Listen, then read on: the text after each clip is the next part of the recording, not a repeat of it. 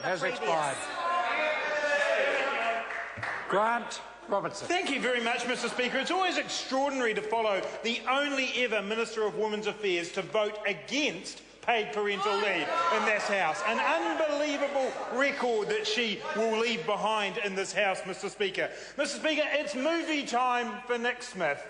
We're up to the sequel in the series. The first movie, as most people will know, was entitled Fatal Attraction, The Bronwyn Puller Affair. That's how things began. And for those who don't recall the details of that, that was Nick Smith writing a letter on on ministerial letterhead as Minister for ACC, intervening in that case. There was a guest star, I might say, in that movie, Judith Collins. And while we're discussing that, we still don't know who leaked the email out of Judith Collins' office. We still don't know that today, but there is some suspicions around, but she was certainly a guest star in that. But now, Mr Speaker, we've reached the sequel. The sequel is a remake of a well-known film, Dam Busters, or in this case, The Accidental Dam Buster with Nick Smith. And what's not well known, Mr Speaker, about the Dam Busters movie is that it's actually based on an operation in World War II called Operation Chastise.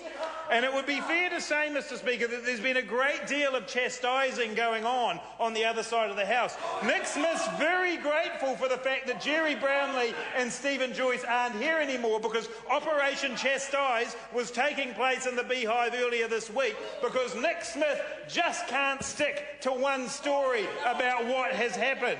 So what Nick Smith told us on the 17th of September is, I did not give the department an indication of what that submission would be.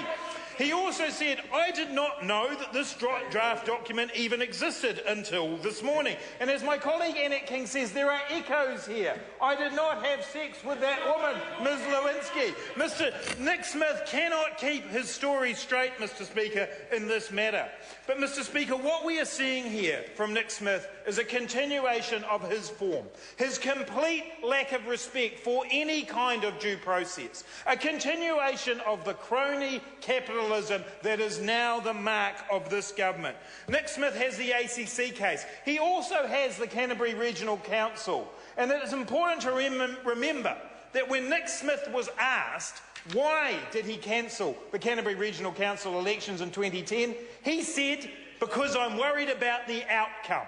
That's what he told New Zealanders. His lack of respect for democracy is so great that he would cancel those elections. So he has form, Mr Speaker, in this. He also has form in the funding of the Mackenzie Basin consultative process on behalf of Jackie Dean, where he overrode the Ministry for the Environment's funding processes to put in funding for his pet project. Mr Speaker, this national government doesn't believe in the old one rule for all saying that we used to hear from Don Brash. No, it doesn't. There is one rule for National Party ministers. They can intervene. They can meddle. They can show up on behalf of their cronies, because that is the kind of government we have now. A government that works in the interests of their mates, not in the interests of ordinary New Zealanders and the people who work every day to earn a living in this country. And, Mr Speaker, there should be a third film in this series, and that is Gone with the Wind, or Gone with the River, because that is what Nick Smith should be. If John Key has any standards for ministerial behaviour, he should be gone. He has misled this Parliament, he has misled New Zealanders, he has intervened in a process that the Department of Conservation legitimately wanted to be involved in. And we stand here today, Mr Speaker, with a staff member having resigned from the Department of Conservation because of this minister's interference. John Key needs to say to Nick Smith, your time has gone.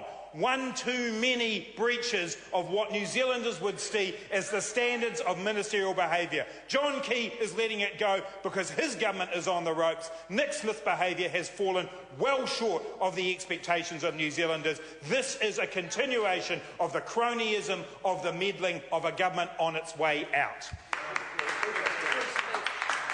I call the honourable member Tim McIndoe. Thank you, Mr Speaker. I'm wearing a gerber.